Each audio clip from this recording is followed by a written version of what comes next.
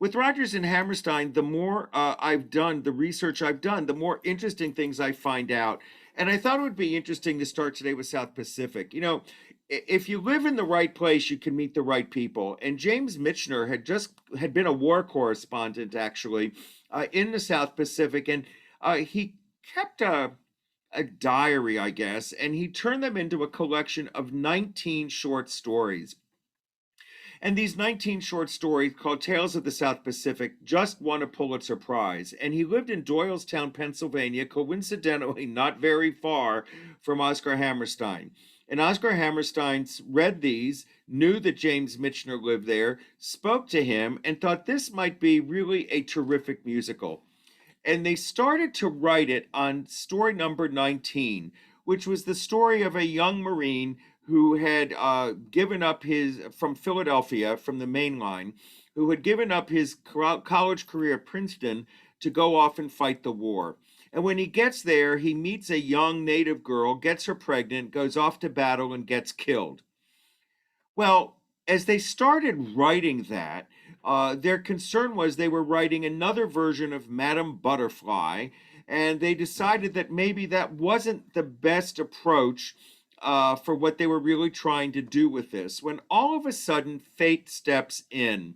And Ezio Pinza was extremely unhappy at the Metropolitan Opera.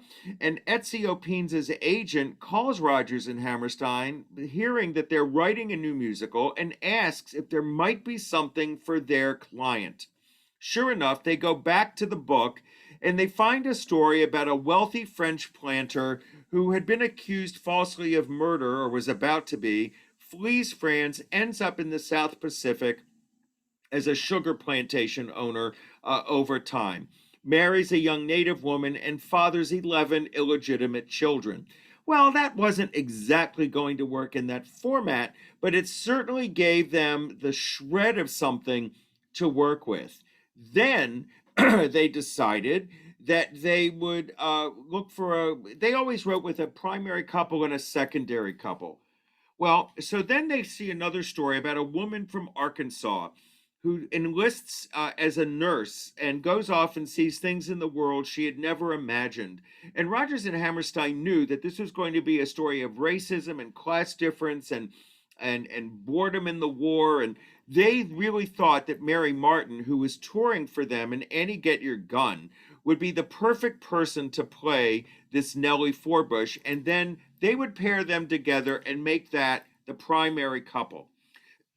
They then go back to their original concept, and they realize that there's another story about a woman who wants to sell her daughter to the highest bidder, and they take that and they separate the daughter out and they make her the love interest of Lieutenant Cable. And then they take Bloody Mary and they create that into a sort of a comic relief, but truly not a nice character. Well, all of this starts to take up, and then they wanted to add in some extra dimension. And there was a story about a sailor who wants to steal a boat and go to a boar's tooth ceremony on another island. And then all of a sudden, the plot of South Pacific takes shape. Well, South Pacific had an awful lot going for it at that point in time. As they started writing it, it was about 4 hours in length.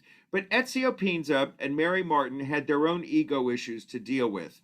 Mary Martin, first of all, her husband was petrified that Ezio Pinza would overshadow her. So if you look in the upper left, there's a picture of Mary Martin singing with Ezio Pinza on the original recording of South Pacific. That was a staged photo. It never happens. Mary Martin writes into her contract that she will sing no duets with Ezio Pinza. In the meantime, Ezio Pinza, being so annoyed by that, he writes into his contract that he will not sing more than 15 minutes worth of music in South Pacific. And if it is done specifically to tempo, it comes in at 14 minutes and 30 seconds. So there you go, and that's how some of that came about. This I'm gonna wash that man right out of my hair. I'm gonna wash that man right. Ted Chapin, just to remind you, is the steward of the Hammerstein estate. And his tales about how this got written, I think, are truly worth Out of my hair. Because South Pacific within the world of Rodgers and Hammerstein was the most contemporary. Keep in mind, it came after Allegro, which was not a success. Allegro had come after Oklahoma and Carousel, which were successes. But having had a flop, if Rodgers and Hammerstein didn't write a success for the next show, then they would have been a two-show wonder with this curiosity and be done with it. And there are many very talented people who have worked in musicals who have a similar kind of arc to their career. But Rodgers and Hammerstein wanted to come back big. They took, in South Pacific, a contemporary story, 1949, post-World War II. It's about people who are caught up in the war. It had resonance to every audience member in 1949. They took on Josh Logan as a major bona fide collaborator, something they tended not to do. They had Mary Martin, a bona fide theater star. They took on a wonderful, handsome stranger from another world in Ezio Pinza. I mean, if you think about it, South Pacific kind of loaded the deck to make certain that the show that Rodgers and Hammerstein were going to write following Allegro would be as good as it could possibly be. That having been said, when South Pacific was originally produced, it hit big and emotionally big, caught the post-World War II emotion in the country, caught performances at the peak of these performers' lives. It was amazing. I think part of the reason why Broadway tended to be a little reticent about South Pacific in a revival is because the World War II feeling wasn't around. What the folks who did the production, the remarkable production that Lincoln Center Theater did, is what they did is they turned the clock back to what musical theater can do. And their idea to reveal a 30-piece orchestra during the overture of South Pacific was basically telling the audience in 2008, folks, it's called a musical. The music is important.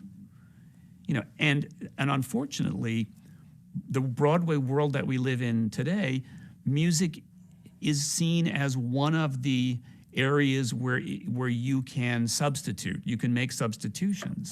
God forbid there aren't enough computers on stage with the lights and the effects. That's where people are on Broadway these days. But the power of revealing a 30-piece orchestra to play the overture of South Pacific to a 2008 Broadway audience was extraordinary. And it was powerful. I'll never forget being in a meeting and hearing some wizened old Broadway guy practically in tears about what it meant to him to hear the overture of South Pacific played at the Beaumont Theater, where also, unlike Broadway, you could actually see the 30 players. And of course, you can actually hear better if you see them.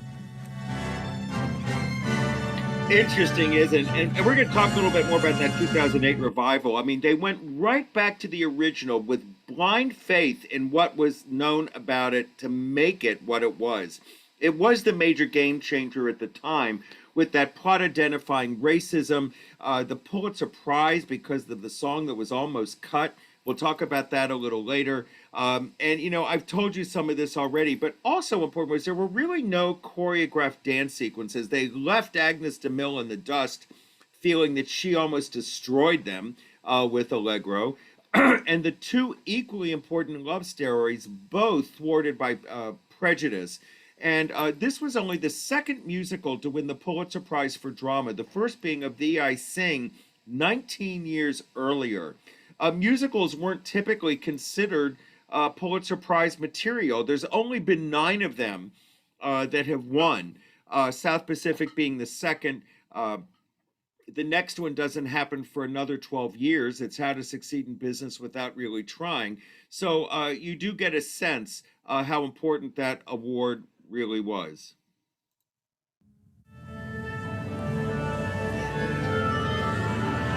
Stand by, everybody. 10 seconds to air. 10 seconds.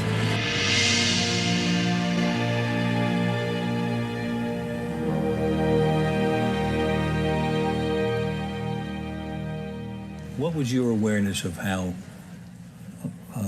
these two men worked together? What was the These are the daughters of Oscar and Dick, Mary Rodgers, and you'll see. process, for instance? Well, Oscar wrote the lyrics first, always. Always, huh?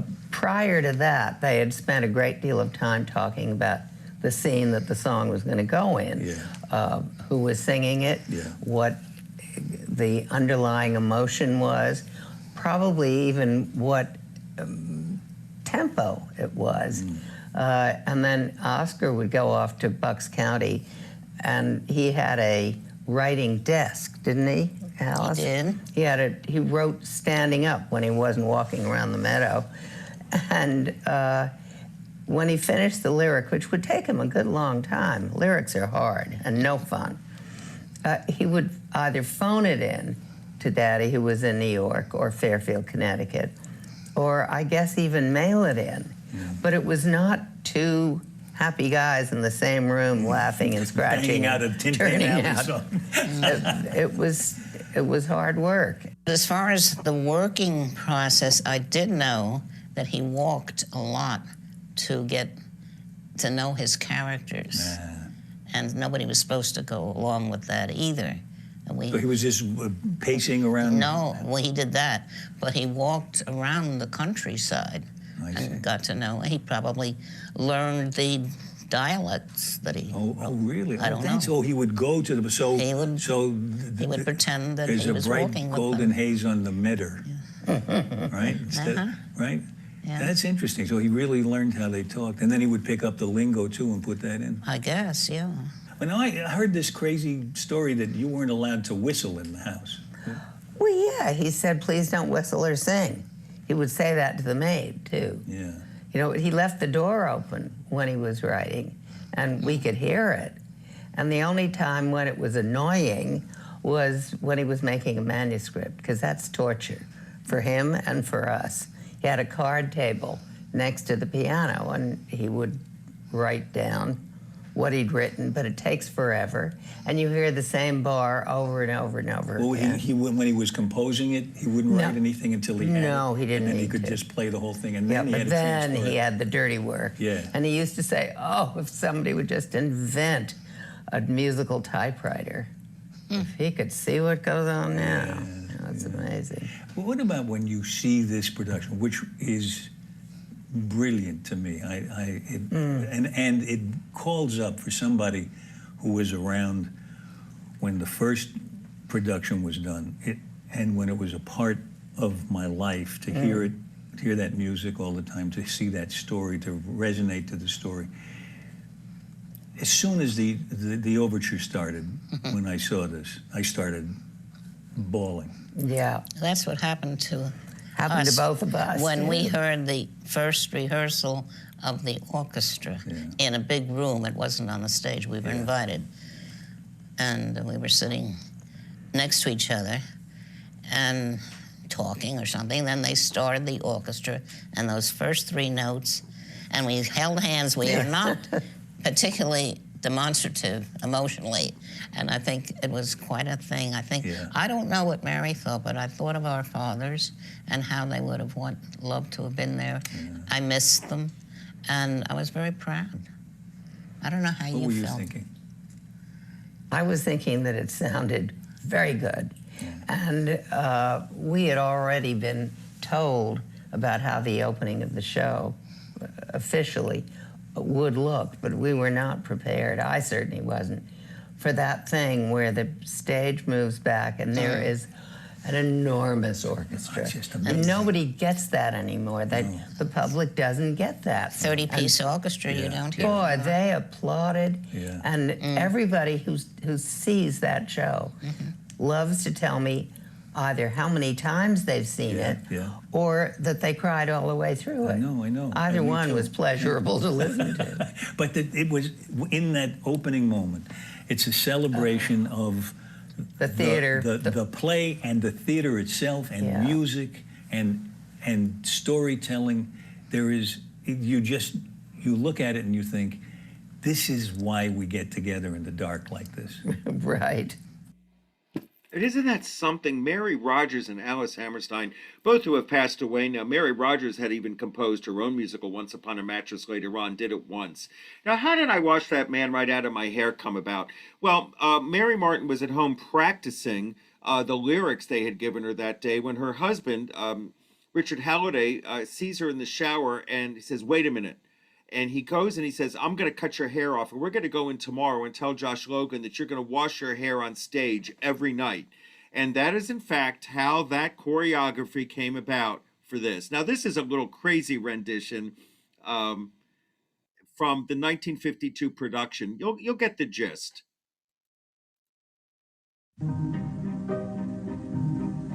I expect every one of my crowd to make fun of my proud protestations of faith and romance.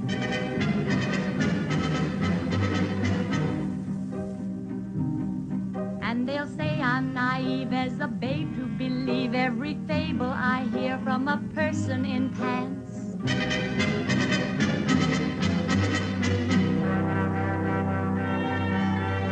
Fearlessly I'll face them and argue their doubts away. Loudly I'll sing about flowers in spring.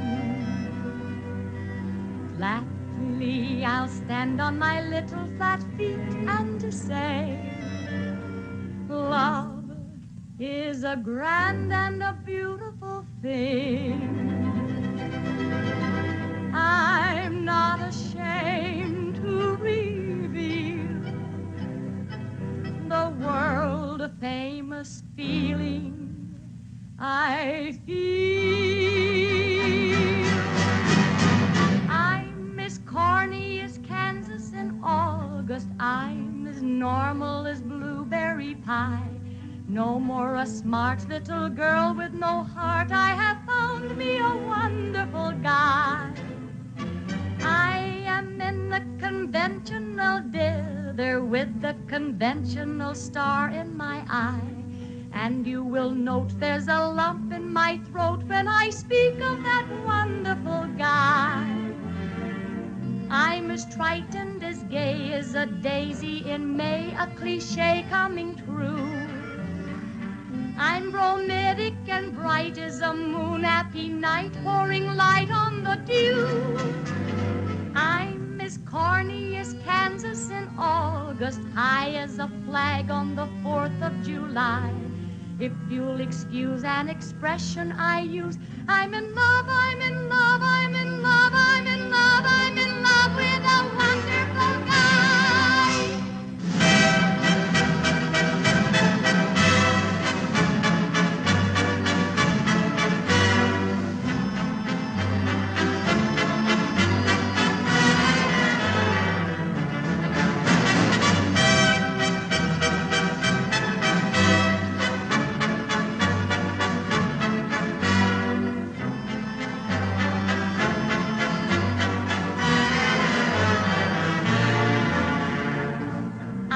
Frightened as gay as a daisy in May, a cliche coming true. I'm bromidic and bright as a moon-happy night, pouring light on the dew. I'm as corny as Kansas in August, high as a flag on the 4th of July. If you'll excuse an expression I use, I'm in love, I'm in love, I'm in love, I'm in love, I'm in love, I'm in love, I'm in love, I'm in love, I'm in love, I'm in love, I'm in love, I'm in love, I'm in love with a wonderful.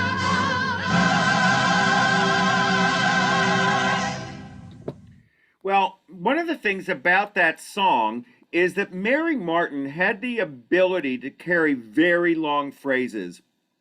The phrase, I'm as corny as Kansas in August, high as a flag on the 4th of July, that is a lot. And Mary Martin had the breath control to do almost all of that song with very, very long phrases. It's the way Richard Rodgers wanted it done. And it was really something that a lot of singers can't handle. The phrases are really nasty. You don't realize it.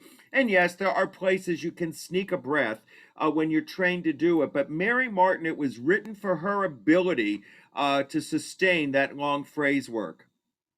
So here is this picture again of Mary Martin and Ezio Pinza singing together. It never happens. This is purely a publicity photo. They do not ever sing together in the context of South Pacific. And the irony was, he was used, the Metropolitan Opera singers, they don't sing all every day, 8 performances a week. And he was constantly over singing and blowing out his voice, which was kind of funny. This is Kelly O'Hara from that wildly praised 2008 revival. I mean, one of the best productions of South Pacific ever. That was taken before I knew what rain and heat and mud And that's Paul Ozalt. could do to your disposition. But it didn't rain it today. Oh, that's... Gosh, it's beautiful here. Just look at that yellow sun. You know, I don't think it's the end of the world like everybody else thinks. I just can't work myself up to getting that low. Oh, you think I'm crazy too? No. Oh, they all do over at the Fleet Hospital. You know what they call me? Knucklehead Nellie. I suppose I am, but I just can't help it. When the sky is a bright canary yellow, I forget every cloud I've ever seen. So they call me a cockeyed optimist, immature and incurably green. I have heard people rant and rave and bellow that we're done and we might as well be dead. But I'm only a cockeyed optimist, and I can't get it into my head. I hear the human race is falling on its face and hasn't very far to go. But every whippoorwill is selling me a bill and telling me it just ain't so.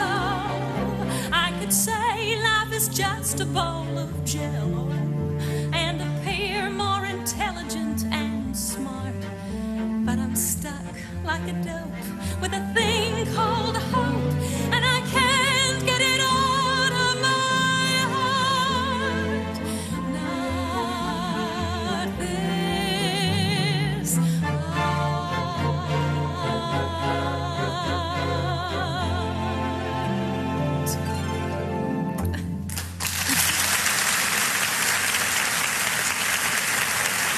Oh my God, there's just not much better than Rodgers and Hammerstein when it's done well.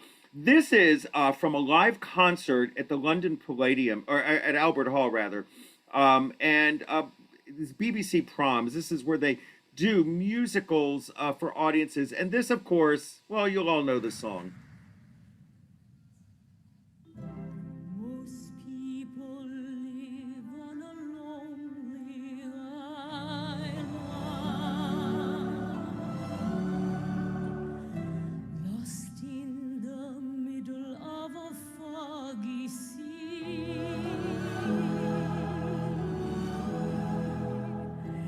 Most people long for another island.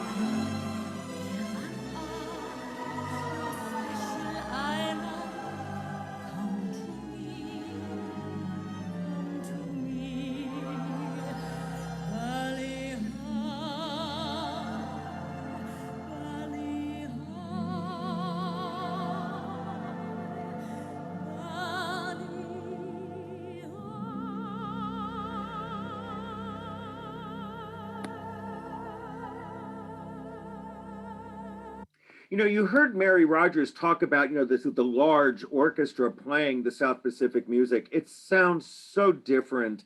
And of course, with that gorgeous chorus behind it, it just really shows you what masterful writing this really was. And of course, the other comic characters, you had Luther Billis and his story as well. But this, when I found this, I just thought it was too funny and I had to show it.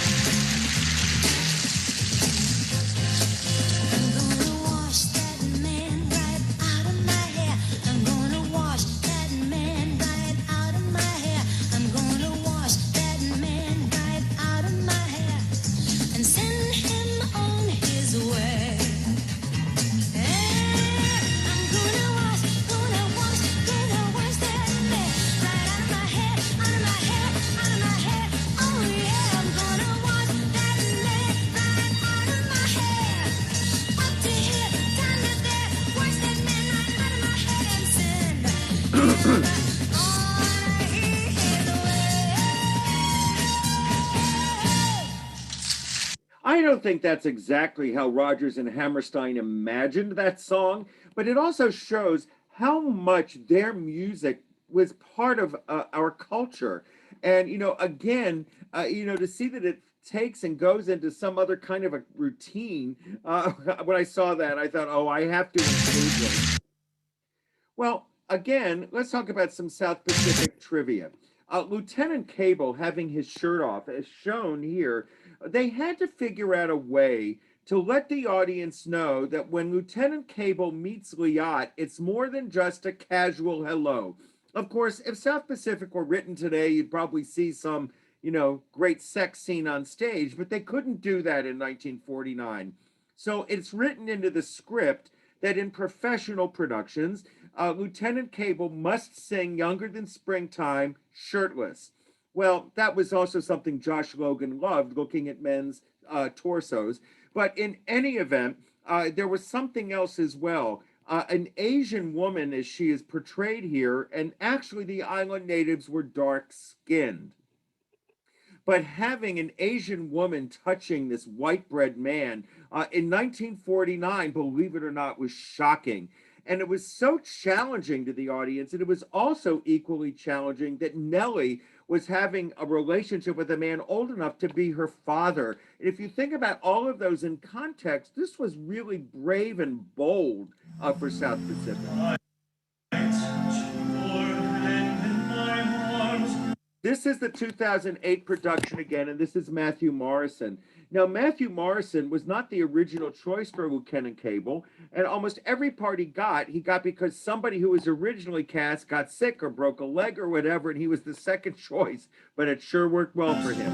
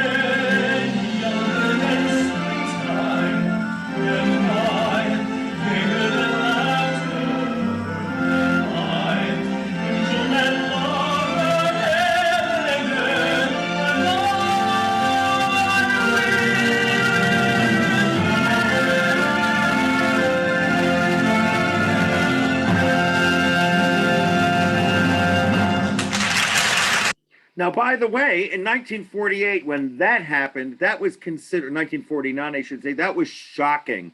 And I will also tell you that Younger Than Springtime is not an easy song to sing.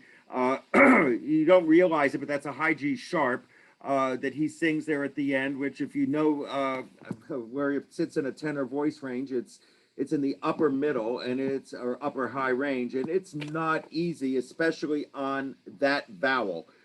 It tends to close your throat up when you have to sing an I sound. It's not the easiest vowel to sing up high. It wasn't nice of them to do that. But in any event, we've heard so many of these great songs, and you know they are all truly, really pretty special.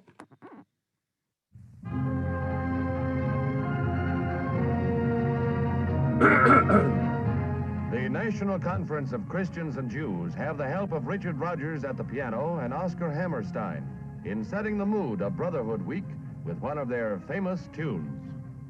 In the second act of South Pacific, a young American Navy nurse explaining her race prejudice says, "I can't help this.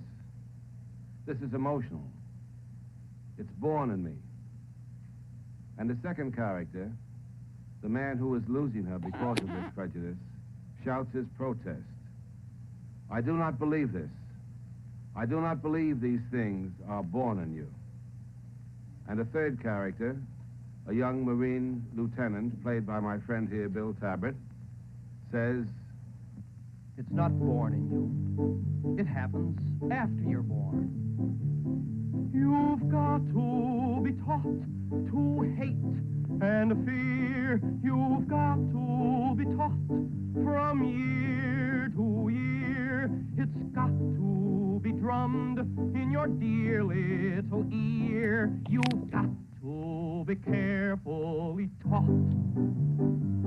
You've got to be taught to be afraid of people whose eyes are oddly made, and people whose skin is a different shade. You've got to be carefully taught. You've got to be taught before it's too late, before you are 6 or 7 or 8, to hate all the people your relatives hate. You've got to be carefully taught. You've got to be carefully taught. Now, that song, there was a great deal of controversy about it because Leland Hayward, who was a co-producer of South Pacific, he thought that that song was insulting the audience, that South Pacific, when it's originally was being written, was running about 4 hours in length. And Rodgers and Hammerstein were judicious about the cuts that they were going to make. And one of the things that was thrown at them was they thought that Leland Hayward thought that song should absolutely go. And Rodgers and Hammerstein were adamant that if that song were to be cut, there would be no South Pacific. They felt that that was the most important piece of music that they had written, and that they were adamant about it, that that was the whole point of the entire production. Well, of course, we know the song stayed, and that's the reason that South Pacific won the Pulitzer Prize for that year. Some just South Pacific trivia here. Howard Keel was the original choice for Lieutenant Cable, but MGM wouldn't let him do it. Cloris Leachman, by the way, was Nellie felt Forbish as a replacement for Mary Martin, and it was Mary Martin and her husband who worked on the cutting her hair, which created a short hair trend. The Seabees and the nurses were each allowed to customize their wardrobes. They were given $50 a piece to go to Army surplus stores and create their own look. And then an unknown in London at the time was a chorus member, and his name was Sean Connery. And I already told you about the shirt off. Now, you know, the music from South Pacific resonates on many levels, and take a look at this.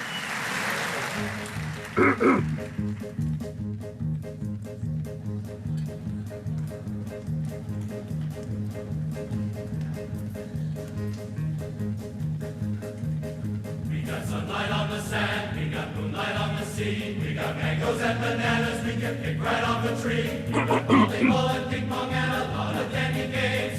What games we got?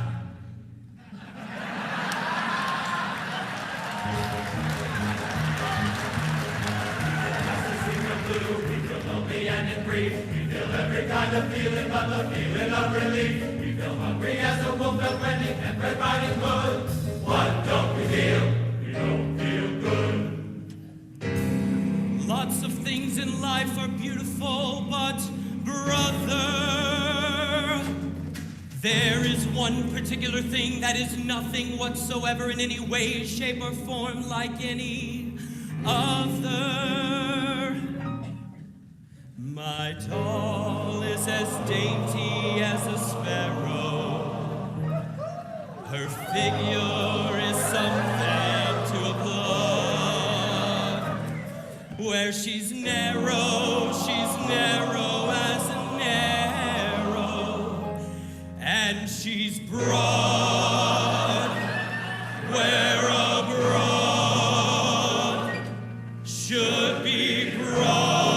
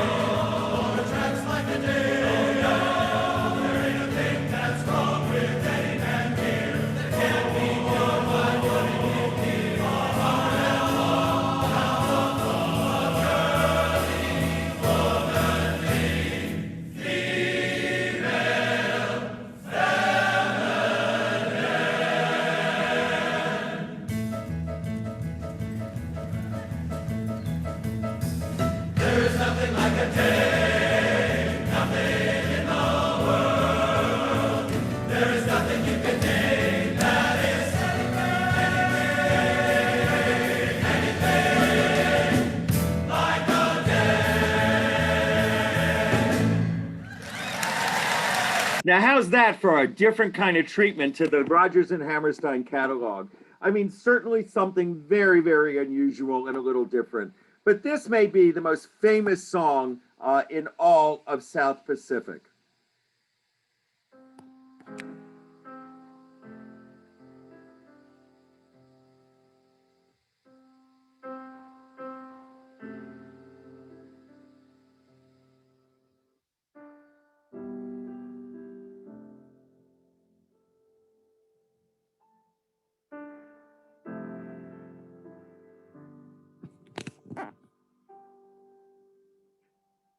some enchanted evening, you may see a stranger. You may see a stranger across a crowded room, and somehow you know even then, that somewhere you'll see her again and again.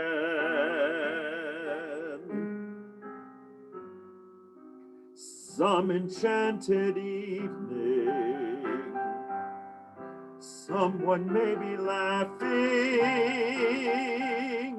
You may hear her laughing across a crowded room, and night after night,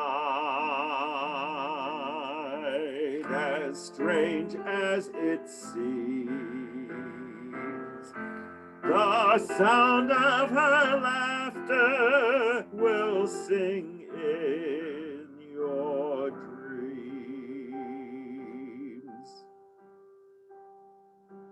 Who can explain it? Who can tell you why? Fools give you reasons, wise men never try. Some enchanted evening, when you find your true love, when you feel her call you across a crowded room, then fly to her side and make her your own, or all through your life you will dream all alone.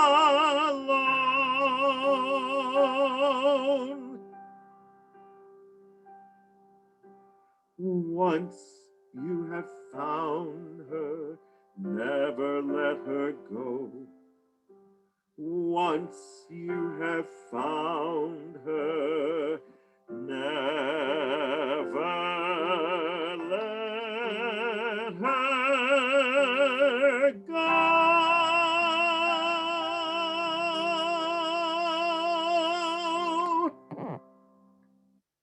From South Pacific. Well, they did something else. They made sure that they owned all of their intellectual property so that they would reap the benefits. This was something that was very unusual at the time, and the only other person that started to do the same was Frank Lesser, who of course was known for writing Guys and Dolls, among other musicals. Meanwhile, The King and I. No one thought The King and I would be great for a musical. Well, I want to show you.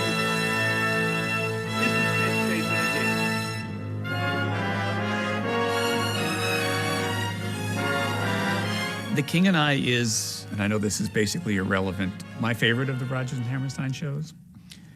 It's the first one I ever saw at the Music Theater of Lincoln Center with Darren McGavin and Risa Stevens, another recording that exists. There's something about The King and I that I just find majestically wonderful. First of all, it's a very interesting story. The history tells us that the King Mongkut of Siam, while he watched countries around his area be conquered, asked for a British school teacher to come to teach his children in order for him to figure out what the Western mentality was so he wouldn't be conquered. There is a false sense in some people today that the story of The King and I is the West coming to turn the East right, the backwards East, make it more of a part of a modern world. That's not at all the story. The story is that he was smart enough to ask for this. What makes The King and I a good story is the fact that he then falls for this cantankerous woman, because of course, from a feminist standpoint, the King of Siam has promised her a house of her own, and he just dismisses it. And the whole first act is, she keeps saying, you promised me a house. You'll stay in palace. You'll be in palace. You'll work in palace. You'll stay in palace. And this woman is still, he's the king of Siam, for God's sake. But she says, he made me a promise. I don't care who he is. He made me a promise. And of course, it makes for the most extraordinary denouement of the first act, because she's helping him get all the preparations ready for the English who are now going to come, and he's ordering everybody around. And at the moment when you least expect it, and he has ordered her, her head is not to be higher than his, and you can tell she's sort of seething and thinks, oh, I'll deal with this later. And at the moment you least expect it, he says, and give her the house. That's great theater. That's great drama.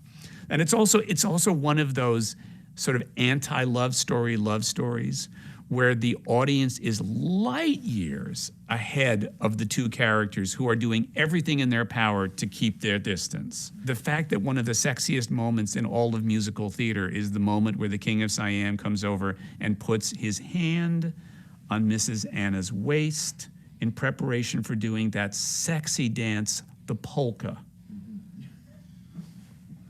That's theater magic. The fact that they could write this story so that the mere act of doing that and doing that, and in a good production of The King and I, the audience is like, oh, you can feel chills in it. That's good theater storytelling.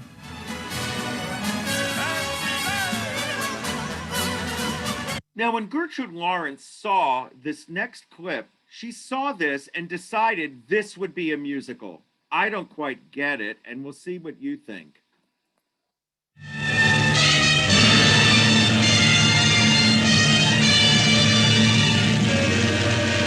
He has not sinned.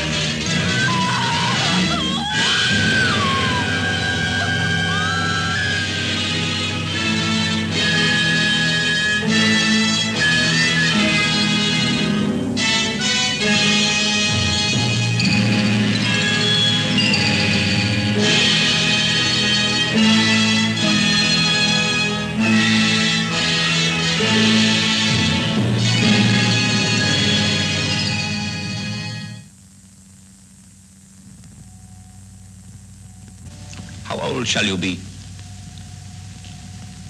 You do not look like a scientific person for teaching of school.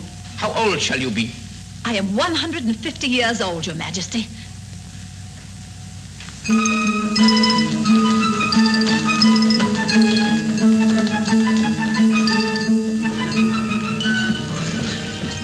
away. Leave me. Oh, what a thing for me to do. And I said so positively. Oh, Louis, you will have to forgive your mother. I said we'd have a home of our own, and here I brought you straight into a harem. What does that mean, Mother?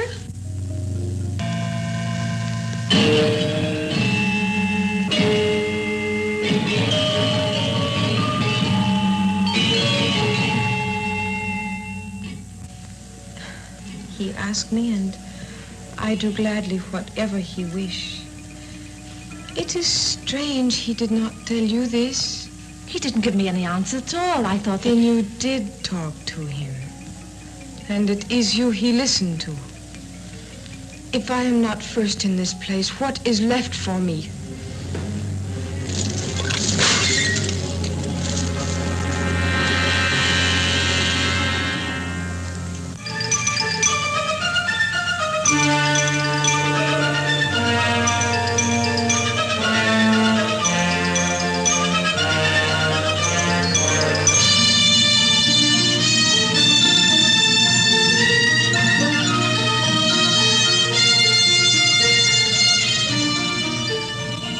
Your Majesty will forgive me. It's a matter of great importance. It's Lady Tupton, Your Majesty. Is there nothing dishonorable to me that is secret here?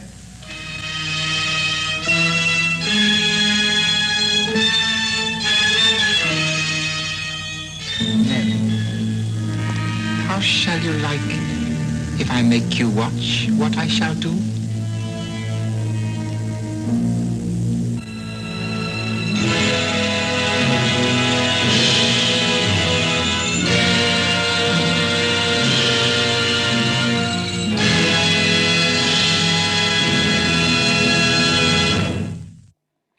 that was the trailer for Anna and the King of Siam. Now, it's hard to imagine that Gertrude Lawrence then gets it into her head that this would be a musical. She first calls Cole Porter and she says to him she wants him to write a musical of Anna and the King of Siam. And he is not interested at all. And she books passage on the Queen Mary to come over to see Rodgers and Hammerstein. They want absolutely nothing to do with her. And they're rather polite, and they explain to her that, you know, they've read the book, they've seen the movie, they don't get it at all. There's not a musical there. It's not written in the style in which they would write. For example, they always have a primary love story and a secondary love story. They want to write musicals that have themes of culture clash and racism. And they're very, very adamant that this is just not what they see in The King and I. Well, she is insistent. And she says to them, please take it to your wives and let them decide what they think this should be. Well, you know, how did they find these people? And not only that, if you noticed Anne and the King of Siam, let me tell you some things that are just not true. Again, I sent an article about this out yesterday. The racism, first of all, they always use Caucasian actors to portray these people. And finding Yul Brynner was a very odd, lucky break. He was not their first choice. They did go to Rex Harrison, who made it very clear that he would never, ever lower himself to sing on a Broadway stage. Ironic, isn't it? Meanwhile, they then went to Alfred Drake next. And Alfred Drake had more demands than Gertrude Lawrence, and they already decided they had one diva. The thought of having two was just more than anybody could possibly handle. So the next thing that happens after that is that they were talking to Mary Martin, and she said, you know, I did star in a rather terrible musical called The Lute Song with a very exotic guy who's now doing a lot of directing in television, and his name is Yul Brynner. Perhaps you ought to audition him. And he comes in with a guitar, sits down cross-legged on the stage, gives the guitar a wallop, and certainly then goes on from there. Well, interestingly enough, he defined the role. And, you know, it was not an easy thing to find somebody to play that. And Gertrude Lawrence truly had her own issues. Gertrude Lawrence, when they got to New Haven, she develops pleurisy. And she's really starting to aggravate Rodgers and Hammerstein. She opens in the musical. She gets rather good reviews, actually. And she was even praised for not chewing the scenery, if you can imagine. But she, about 6 or 7 weeks in, the stage manager calls Richard Rodgers and says, you got to come see what's going on because she's just destroying what you've written. And sure enough, Richard Rodgers sees it, and he goes to her after the performance and says, Gertie, look, you know, you're just not doing yourself any favors here, and maybe what you ought to do is step down now and we'll say you're leaving the production for something, some other reason. And she was truly stunned and taken aback, and she agreed to think about it. And that Monday night when she came back to the stage, she actually collapsed mid-performance on the stage. She's rushed to the hospital where they discover she has advanced stages of liver cancer. She never comes back to The King and I. Now, here's an interesting interview as well. And you know, speaking of that, I think people underrate that March of the Siamese Children. That's music without a lyric. That's March. Well, I think Dick that it wrote. is the most, to me, it is the most moving piece of music in the whole play. Yeah. Because it represents something that Oscar described very well. And I think everybody should hear it. The presentation of children has to do with the respect that we must always keep for the individual human being of any age, of any color, of any breed, of any religion, that the individual must be respected for his individuality, which is, what does the word individual mean? It means that he's unique as a human being. I believe that every human being is absolutely unique. There's nobody like you, there's nobody like me, and there will never be two beings that are exactly alike. There is no such thing. And this scene, and this is where the genius of Richard Rodgers comes out. The genius of being able to put into music the march of the Siamese children, and how you start from the tiniest one. And that's why I bow to the first child, which I didn't used to before. The first child, because she is Princess Yin Yawalak, who at the end reads the letter to Mrs. Anna. Yes. You know, her farewell letter in the death scene. It is the same child, and the very first one must be bowed to. And they should all be respected and treated as big, important human beings, because they are.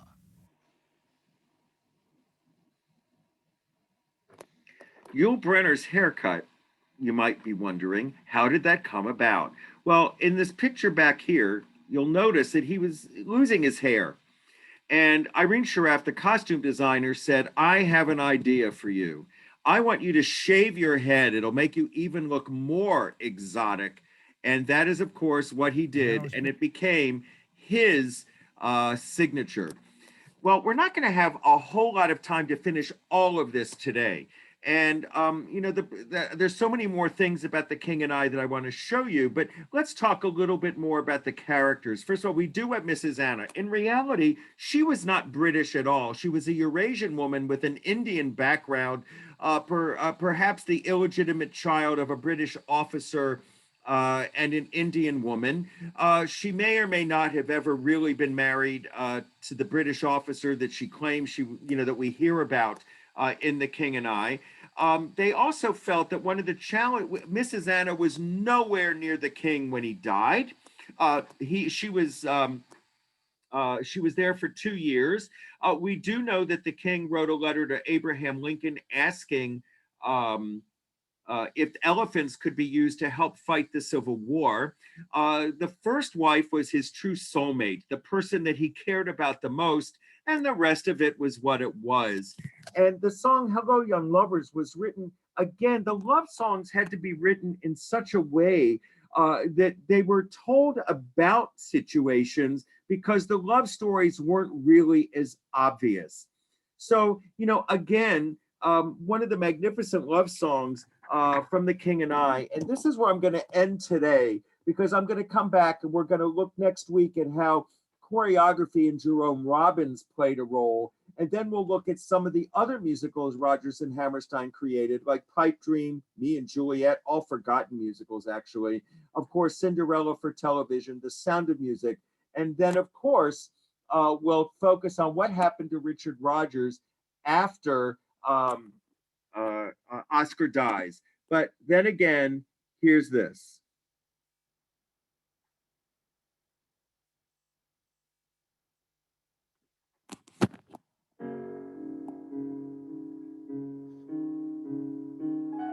We kiss in a shadow, we hide from the moon. Our meetings are few and over too soon. We speak in a whisper, afraid to be heard.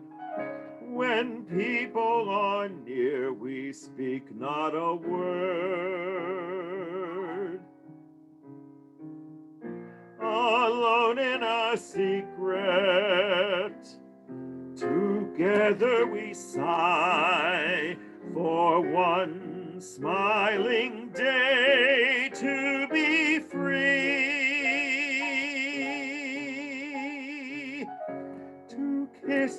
the sunlight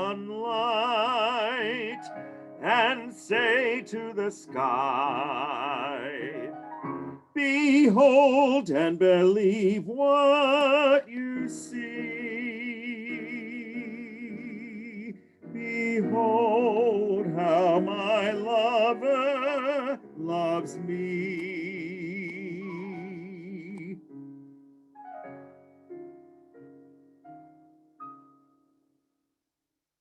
You know, The King and I, to many, may have had the greatest female part ever written by Rodgers and Hammerstein. And when Gertrude Lawrence died, she requested two things. First, that dress from the Shall We Dance number, which is one of the great moments in American musical theater, where, you know, dancing is a very provocative situation. And how else was the king going to create some emotional contact with Mrs. Anna? And that dance, as Ted Chapin mentioned, was used. But you notice where Gertrude Lawrence's name is on the poster. When she knew she was sick and never coming back, she said, you know, the real lead here is Yul Brynner, the king. I want his name to go replace mine above the title. And when I die, which I know is happening, I want to be buried in the Shall We Dance dress.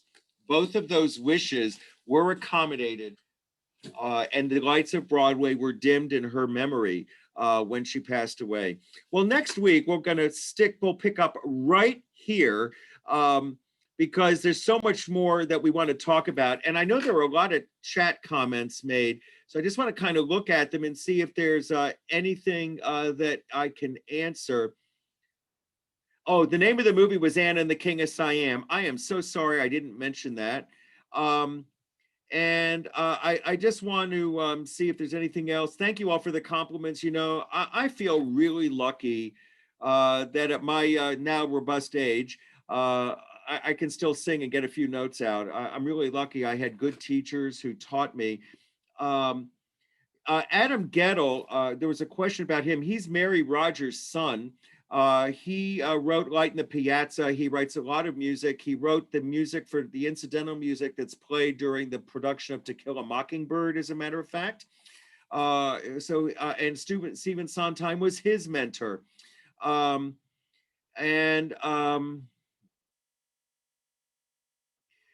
Someone was asking, where did I find the gay chorus version? I'll tell you, I spent a lot of time on YouTube looking for things, and I look. Again, I'm just kind of looking through different things. Yeah, and you know, it's a shame. You know, someone was mentioning that Paulo Zott and Kelly O'Hara, both operatically trained, never sing together. But that's the way the play was written. And again, it was a contract issue that had Mary Martin and Ezio Pinza not singing together. You know, there was a little bit of resentment there.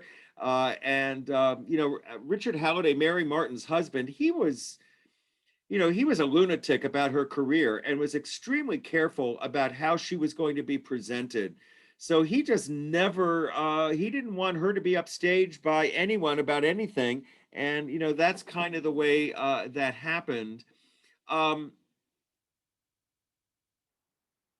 just looking to see if there's anything else. Well, I think I got to all of the points there today. Listen, it's great. I'll send out the link for next week. I'll send the recording out as soon as I can get it processed. I don't know if anybody has any questions for me that I didn't answer or you'd like to ask.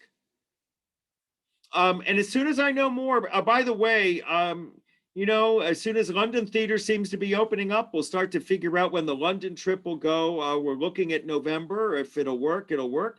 There'll be more details that'll come out about everything that I'm doing. You all get my email, so you'll know what's going on. Okay, everybody, take care. I miss you all and see you in person soon. Bye-bye.